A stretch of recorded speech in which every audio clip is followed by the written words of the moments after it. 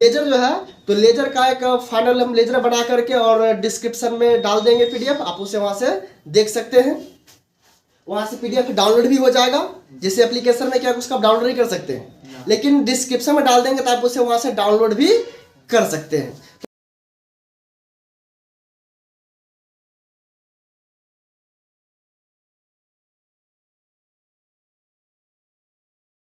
Laser बनाने के बाद अब जो टॉपिक चल रहा है वो है ट्रायल बैलेंस।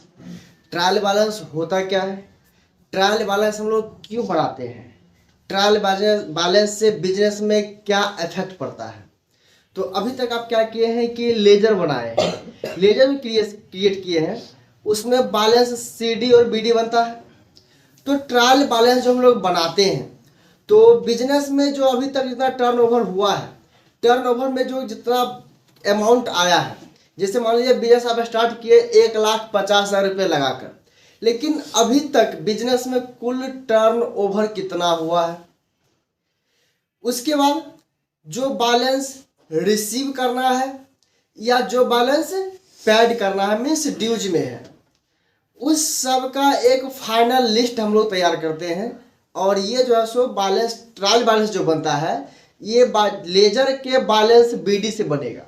आप जितना भी लेजर बनाए हैं उसका बैलेंस बीडी जो बना है उसी को सिर्फ हम यहाँ पर रिकॉर्ड करेंगे। जिसका अकाउंट क्लोज हो गया, फुल सेटलमेंट हो गया, जिसका कोई बैलेंस सीडी नहीं बना, जब सीडी नहीं बना तो बीडी भी नहीं बनेगा, तो उसका यहाँ पर कोई चर्चा नहीं होगा, उसका हिसाब क्या हो गया, क्लोज हो गया। यानी कि जो अकाउंट ड्यूज में है या तो वो पेबल होगा या रिसीवेबल होगा, ऐसे अकाउंट को हम लोग क्या करेंगे, यहाँ पर रिकॉर्ड करने का काम करेंगे। तो बैलेंस बीडी जितना भी बना है सिर्फ बैलेंस बीडी को लेना है। अब देखेंगे ट्रायल बैलेंस बनाने के लिए हमारा एक फॉर्मेट जो है वो इस प्रकार से है, इसे कहा जाता है तलपट। तलपट आप देखें तो सीडी कैरी डाउन तल शेष था, लेकिन यहाँ पर ट्रायल बैलेंस है तलपट, यानी कि जो शेष बचा हुआ है।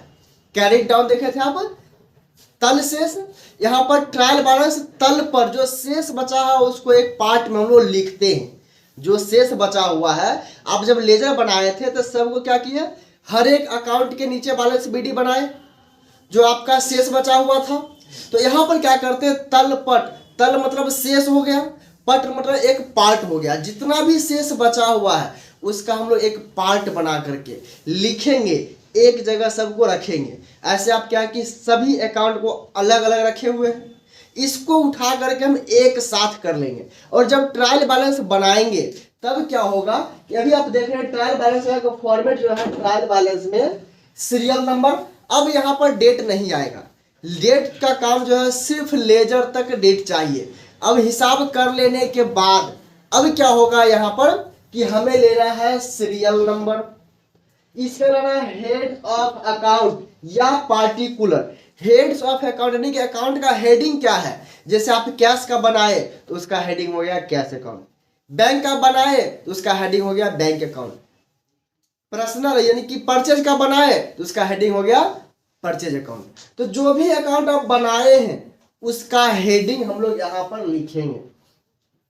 अब उसका बैलेंस बीडी डीआर में है या सीआर में है, बस ये देखना है उसका बैलेंस बीडी डीआर में बनाए हैं या सीआर में बनाए हैं। तो उसको बस सिर्फ अमाउंट लिखना है, अगर डीआर होगा तो डीआर पार्ट में लिखेंगे, सीआर होगा तो सीआर के पार्ट में लिखेंगे। तो आइए हम लोग यहाँ पर आगे बढ़ते हैं। जैसे आप पहला ट्रांजैक्शन का बनाए हैं, सबसे पहला ट्रांजैक्शन कैश अकाउंट का है, तो हम लोग क्या करेंगे, उसका हेडिंग डालेंगे कैश अकाउंट। और आप जब बैलेंस बीडी क्रिएट किए होंगे अच्छे तरीके से, नहीं कि लेजर आप बनाए होंगे, तो ट्रायल बैलेंस में आपको थोड़ा भी दिक्कत होने वाला नहीं है। यदि यहाँ पर दिक्कत होता है तो आपको लेजर बनाने में दिक्कत हुआ होगा, आप उस चीज को फिर से देखेंगे, बनाएंगे, तभी आप ट्रायल बैलेंस यहाँ पर बना सकते हैं। तो आइए हम देखते हैं यहाँ पर सीरियल नंबर, जैसे ले लेते हैं 1, सीरियल नंबर 1 में आ गए और सबसे पहला मेरा अकाउंट जो है कैश अकाउंट है। अब कैश अकाउंट का बैलेंस बीडी कितना है, अब बाकी अमाउंट से मतलब नहीं है, अब अमाउंट जो है हमको चाहिए सिर्फ बैलेंस बीडी का।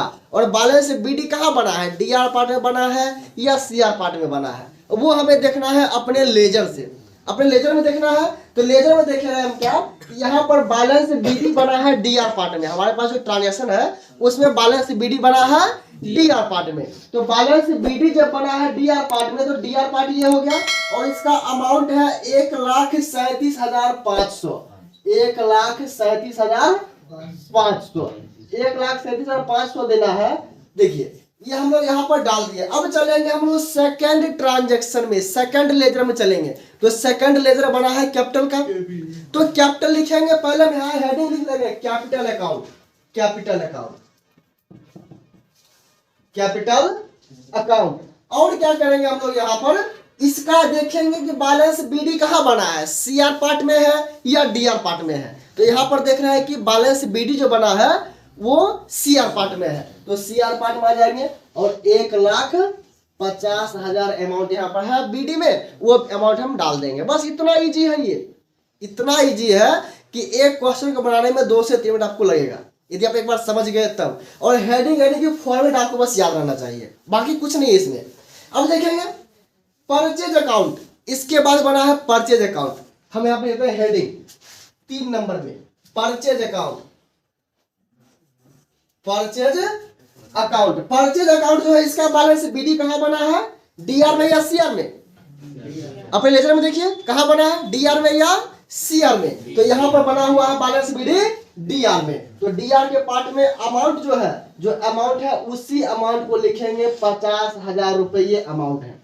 चलिए इसके आगे बढ़ते हैं। आगे बना है मोतीलाल अकाउंट, आगे क्या बना है, मोतीलाल अकाउंट। अब हम लोग क्या करेंगे, यहाँ पर हेडिंग डाल देंगे मोतीलाल अकाउंट, मोतीलाल, मोतीलाल अकाउंट डाल दिए। अब मोतीलाल अकाउंट में जो बैलेंस बीडी बना है वो डीआर में है या सीआर में है, इसको देखना है। तो इस ट्रांजैक्शन में जो बीडी बना है वो सीआर पार्ट में है, तो सीआर पार्ट में आ जाएंगे। और जो अमाउंट है, आगे जो अमाउंट है आपके सामने ये है 50,000 रुपए का, ध्यान दीजिएगा 50,000 रुपए का है। तो यहाँ पर क्या करेंगे, 50,000 लिख देंगे। आगे देखिएगा अगला जो ट्रांजैक्शन बना है वो है किसका, मूलचंद का बना है। तो मूलचंद का ट्रांजैक्शन है, मूलचंद का बैलेंस बीडी बना है। अब क्या करेंगे, सिर्फ और सिर्फ लिख लेंगे हम लोग यहाँ पर मूलचंद अकाउंट, और इसके सामने जो अमाउंट है वो अमाउंट है 15,000 रुपए। लेकिन मूलचंद का बैलेंस बीडी बना है डीआर पार्ट में, डीआर पार्ट बना है, तो डीआर पार्ट में ले लेंगे 15,000 रुपए, 15,000 रुपए ले लेंगे। अब ध्यान देंगे यहाँ पर आगे है साइकिल अकाउंट, आगे क्या बना है, साइकिल अकाउंट बना है। तो हम हेडिंग ले लेंगे यहाँ पर साइकिल अकाउंट, साइकिल अकाउंट। अब इसका बैलेंस बीडी देखेंगे सीआर में बना है या डीआर में, तो इसके अकाउंट के हिसाब से यहाँ पर जो ट्रांजैक्शन के हिसाब से बैलेंस बीडी बना है डीआर पार्ट में। तो डीआर पार्ट में क्या करेंगे, ये डीआर पार्ट हो गया, यहाँ पर लिख लेंगे 4,000 रुपए। इसके बाद देखेंगे आगे है रेंट अकाउंट, हम चलेंगे अकाउंट का हेडिंग हो गया रेंट अकाउंट, रेंट अकाउंट। अब रेंट अकाउंट में देखेंगे कि इसका बैलेंस बीडी कहाँ बना है, सीआर में बना है या डीआर में बना है। इसका बीडी बना है डीआर में, तो डीआर में जो अमाउंट होगा, अमाउंट इसका रेंट अकाउंट का है 3,500 रुपए। तो 3,500 रुपए हम क्या करेंगे, यहाँ पर लिख देते हैं। चलिए आगे बढ़ते हैं।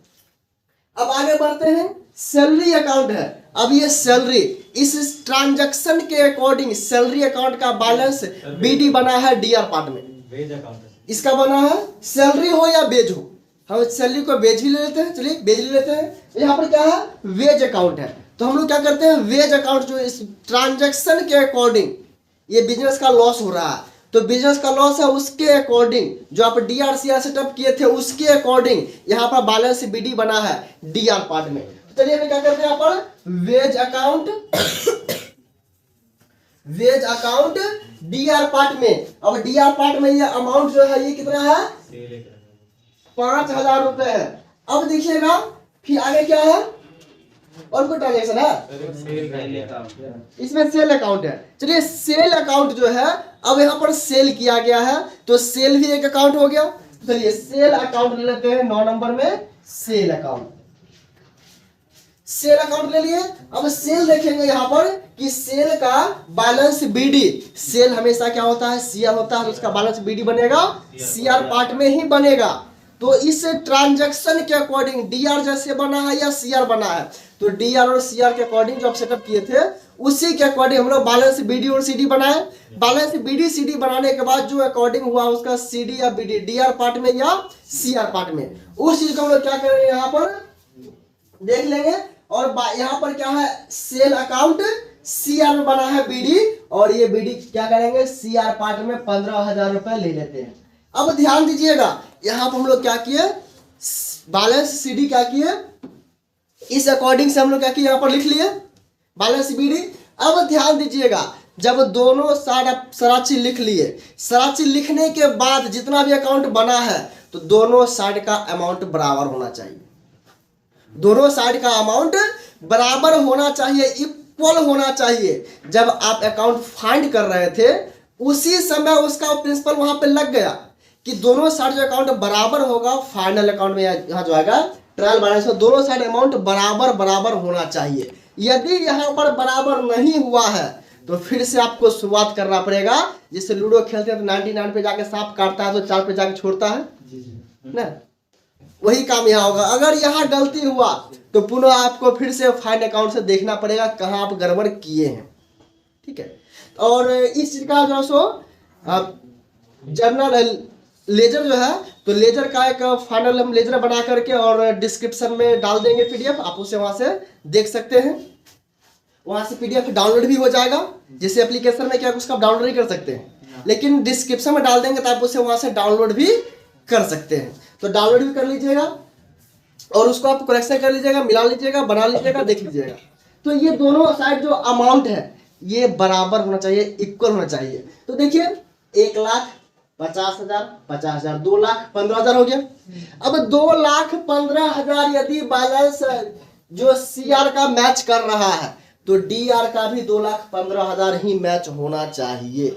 यदि इसमें कहीं गड़बड़ी हो रहा है, कम पड़ रहा है तो गड़बड़ होगा। तो अब ध्यान दीजिएगा, तो ये होगा 1,37,000 50 87 10 97 और इसी का 5 2,05,000 और 2,05,000 2,02,000 और 2,02,000 ये हो गया 4 6,000 और 6,000 5 3 8 14 और ये 500 और ये 500 दोनों मिला कितना हुआ 15 2,15,000। दोनों साइड बराबर हो गया, मतलब क्या हिसाब सही है, बराबर है, बिजनेस में कोई घोटाला नहीं है। 2,15,000 ये बराबर हो गया। यहाँ भी इसी प्रकार से बराबर करेंगे 2,15,000। अब ध्यान दीजिएगा, आप लोग के मन में कभी आएगा, कभी जो आपके मन में आएगा वो हम अभी ही क्लियर कर देते हैं। किसी भी ट्रांजैक्शन में जैसे क्या होगा कि हो सकता है आप कोई अकाउंट लिखने के लिए भूल गए, कोई अकाउंट ट्रांजैक्शन नहीं लिख पाए और आपका मन में क्या होगा कि हम पूरा लिख लिए, कुछ लिखते थे ट्रांजैक्शन छूट गया, तो क्या होगा कि आपको इस साइड अमाउंट कम मिलेगा या इस साइड अमाउंट कम होगा जोड़ने के बाद। तो आप क्या करेंगे, पहले अपना पूरा ट्रांजैक्शन चेक करेंगे कि सारा का ट्रांजैक्शन हम लिखे कि नहीं लिखे। उसके बाद भी यदि अमाउंट कम पड़ रहा है तो आपके मन में क्या होगा कि हम लोग बैलेंस सीडी में अपने मन से माइनस प्लस कर लेते थे, यहाँ भी माइनस प्लस करके बैलेंस सीडी बीडी बना देते हैं। तो यहाँ पर बैलेंस सीडी बीडी नहीं बनेगा, अमाउंट दोनों साइड बराबर होना चाहिए। अब ये बराबर होने के बाद अब क्या फाइनल रिजल्ट मिला, चलिए इसको हम देखते हैं। तो अभी तक जो हमारा टर्न ओवर हुआ है टोटल, अभी तक जो हमारा टर्न ओवर हुआ है इस बिजनेस में, हम लगाए थे 1,15,000 रुपए, कितना है 1,50,000, कैपिटल लगाए थे 1,50,000, लेकिन हमारा टर्न ओवर कितना हुआ, तो टर्न ओवर जो हुआ है वो 2,15,000 का हुआ। तो 2,15,000 का टर्नओवर हुआ, तो टर्नओवर में क्या आ गया 1,37,500 जो मेरे पास कैश बचा हुआ था, कैपिटल से 1,50,000 आ गया, परचेज अकाउंट से 50,000 हो गया और मोतीलाल से 50,000 का परचेज किए थे, ये परचेज तो 50,000 हो गया। ये देखिए दोनों हमेशा टैली करते जाएगा, बराबर करते जाएगा हमेशा इसको। फिर देखिए मूलचंद से क्या किए थे, हम सामान बेचे थे, तो देखिए फिर उसका सेल अकाउंट 15,000 हो गया, टैली करते गया। इसके बाद क्या किया आप यहाँ पर, इस तीनों अकाउंट से आप टोटल पे खर्चा किए, 4000, 3500 और 5000 क्या किए, खर्चा किए। तो यहाँ पर जो अमाउंट खर्चा है वो अमाउंट आपको यहाँ पर इसमें मिला था। इसमें जो अमाउंट मिला था उसका बचा हुआ अमाउंट कितना हो गया, 1,37,500। और इसमें से जो मिला हुआ मेरा कैपिटल था, पूंजी था, इसमें जो हम खर्च किए उस खर्च को हम क्या किए, यहाँ पर दिखा दिए। मेरे पास टोटल पूंजी इतना आया और इतना क्या हुआ, बचा हुआ। यानी कि ये कैश बचा हुआ मेरे पास है, ये परचेज में ड्यूज है, ये यहाँ पर मूलचंद के यहाँ हो गया, और ये साइकिल के लिए खर्च किया गया, रेंट के लिए खर्च किया गया, वेज के लिए खर्च किया गया, और उसके बाद हमने सेल किया, 15,000 रुपये मेरे पास आया। तो आया, तो इस प्रकार से हम लोग देखेंगे यहाँ पर कि ट्रायल बैलेंस जो बनाए हैं, तो किसी भी ट्रांजैक्शन का आप लोग ट्रायल बैलेंस यहाँ पर ऐसे बनाएंगे। हम लोग इस ट्रायल बैलेंस के बाद चलेंगे अगले ट्रांजैक्शन में। अगले जो टॉपिक होगा वो होगा फाइनल अकाउंट का। तो फाइनल अकाउंट जो बनेगा वो बनेगा सिर्फ ट्रायल बैलेंस से, यानी कि पिछले हर एक स्टेप को हम लोग को छोड़ते जाना है। हम जिस स्टेप पे आगे बढ़ेंगे उसके जस्ट पीछे वाले स्टेप को लेके चलेंगे। इससे पिछले स्टेप से हम लोग जब फाइनल अकाउंट बनाएंगे तो हम लोग को वहां पर लेजर से कोई मतलब नहीं रहेगा। जैसे ट्रायल बैलेंस बनाए तो मतलब किस तरह, सिर्फ लेजर से, जर्नल एंट्री से कोई मतलब नहीं था। जब हम लोग लेजर बना रहे थे उस समय मतलब था जर्नल एंट्री से, हम लोग को शेयर द गोल्डन रूल से कोई मतलब नहीं था। इसी प्रकार से जितने स्टेप आगे बढ़ते चलेंगे सिर्फ पिछला स्टेप को पकड़ रखेंगे, बाकी सबको छोड़ते चलेंगे। तो फिर आगे जो बढ़ेंगे वो फाइनल अकाउंट, तो ये फाइनल अकाउंट क्या होगा, कंप्लीट हो जाएगा। फिर हम लोग वहां पर फाइनल डिसाइड कर पाएंगे कि हमारे बिजनेस में कितना प्रॉफिट हुआ और प्रॉफिट किस सोर्स से हुआ है, लॉस कितना हुआ, लॉस किस सोर्स से हुआ है। उस चीज को हम लोग डिसाइड कर पाएंगे कि हमारे बिजनेस में लॉस है या प्रॉफिट है।